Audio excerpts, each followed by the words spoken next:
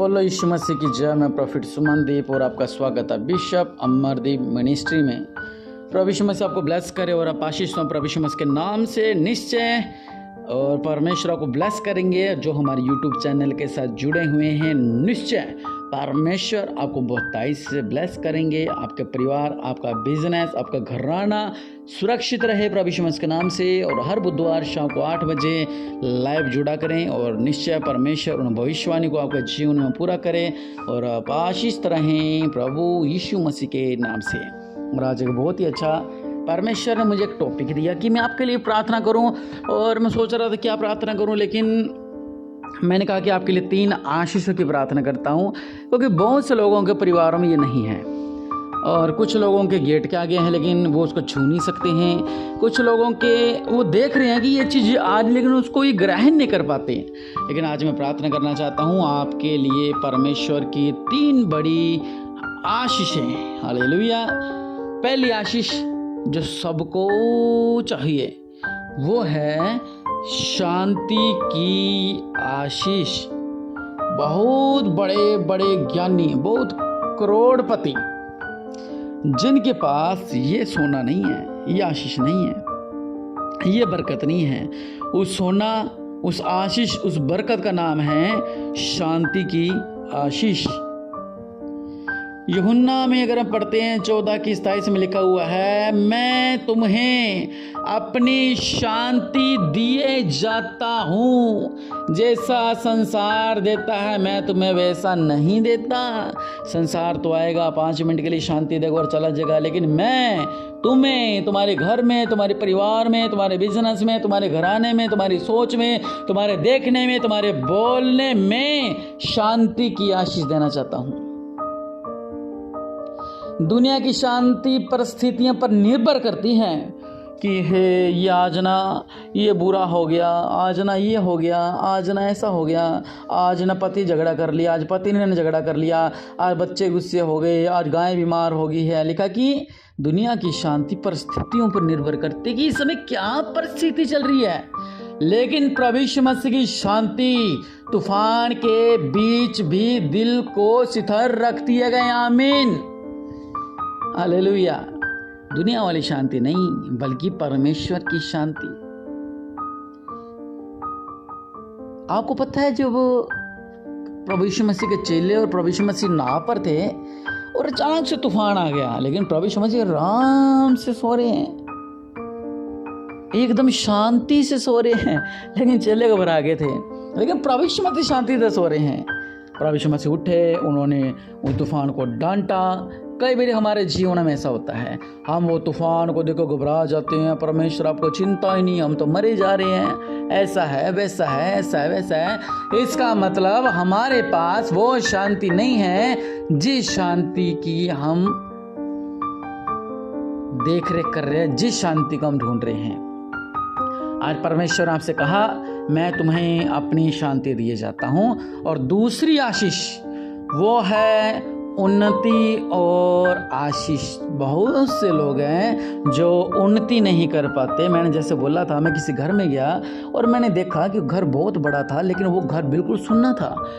और उनके घर में आप समझो कुर्सियाँ भी नहीं थी। घर बहुत अच्छा कोठी बना रखी है, लेकिन हर एक कमरा उनका खाली, हर एक चीज़ उनकी सुन्नी, कुछ भी नहीं उनके घर में।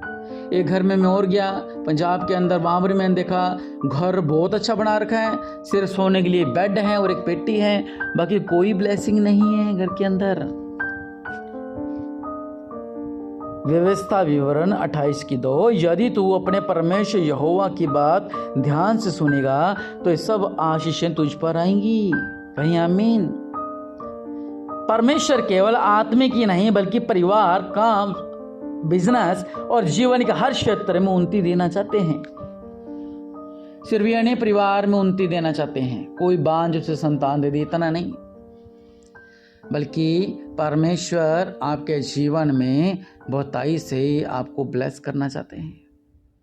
लेकिन कब? जब आप परमेश्वर की बातों को सुनोगे, परमेश्वर की बातों को समझोगे, तब परमेश्वर आपकी झोलियों को भरेंगे और आप आशीष किए जाएंगे प्रभु यीशु मसीह के नाम से। तीसरी आशीष है चंगियाई और छुटकारा।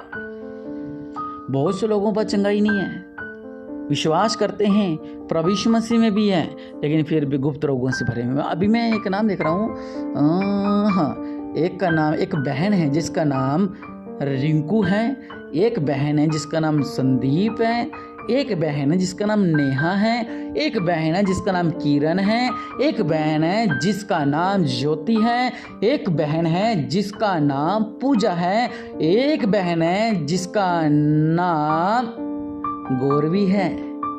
ये गुप्त बीमारियों से जूझ रहे हैं, बता नहीं पाते, बताने में शर्म आती है, लेकिन परमेश्वर आपको इन गुप्त रोगों से आजाद कर रहे हैं।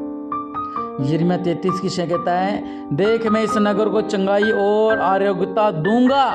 परमेश्वर आज भी बीमारियां, निराशा का, टूटे रिश्ते और बंधनों से छुड़ाने की सामर्थ रखते हैं। आज आपके जीवन में चमत्कार होने जा रहा है। उड़ाऊ पुत्र ने क्या किया था? जब पुत्र सब कुछ खोकर वापस आया तो पिता ने उसे दंड नहीं बल्कि 3 बड़ी आशीषें दी हैं। अगर आप भी भटक गए हो परमेश्वर के रास्ते से कि मुझे शांति नहीं मिली और मुझे उन्नति नहीं मिली, मुझे चंगाई नहीं मिली, तो वापस लौट आओ प्रभु के लोगों। परमेश्वर ने उड़ाऊ पुत्र को 3 बातें और 3 आशीष दी थी। पहले आशीष दी थी, उसे स्वीकार किया क्योंकि वो अपना हिस्सा लेके निकल गया था। दूसरी, उसे नए कपड़े पहनाए, कपड़े बहुत मायने रखते थे उस समय। तीसरा, उसके सम्मान को फिर से स्थापित किया कि ये मेरा बेटा है। अच्छे जूते, अच्छी रिंग, मलमल के कपड़े, सब कुछ। इसी प्रकार जो भी सच्चे मन से परमेश्वर के पास लौटता है उसके लिए भी आशीष के द्वार खुलते हैं। अगर आज आप सच्चे मन से परमेश्वर के पास गुजर रहे हैं तो आज परमेश्वर आपके जीवन में आशीष के द्वार खोल रही है। घुटनों पर आए हम प्रार्थना करते हैं, कहिए सर्वशक्तिमान स्वर्गीय पिता, हम तेरे पवित्र और सामर्थी नाम से आपके सामने आते हैं। धन्यवाद करते हैं कि तू आज भी जीवित परमेश्वर है। तू अपने बच्चों को खाली हाथ नहीं लौटाता। आज जो भी व्यक्ति इस प्रार्थना में विश्वास के साथ जुड़ा है, मैं उसको जीवन के लिए 3 आशीषें मांगता हूँ। हे प्रभु, सबसे पहले मैं तेरी शांति की आशीष मांगता हूँ। इनके घर में झगड़े हैं, इनके मन में बेचैनी है, जो रातों को चिंता के कारण सो नहीं पाते, जिनका हृदय डर, निराशा और तनाव से भरा हुआ है, हे प्रभु यीशु, अपनी स्वर्गीय शांति उनके जीवन में उंडेल दीजिए। ऐसी शांति दे जिसे संसार छीन ना सके। उनके टूटे हुए मन को संभाल लीजिए, उनके आंसू को पोंछ और उन्हें यह अनुभव करा कि तू उनके साथ खड़ा है।